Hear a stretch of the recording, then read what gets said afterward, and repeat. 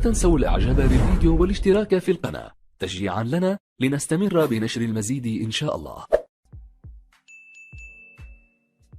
السلام عليكم ورحمة الله.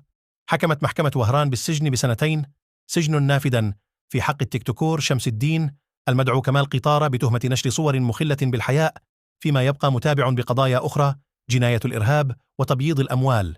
أما المغربية حنان المدعوة شاينة المغربية، فحكمت محكمة وهران 6 أشهر سجن غير نافذة وحجز جواز السفر، وتبقى تحت الرقابة القضائية كل أسبوع في مركز الشرطة من أجل الإمضاء.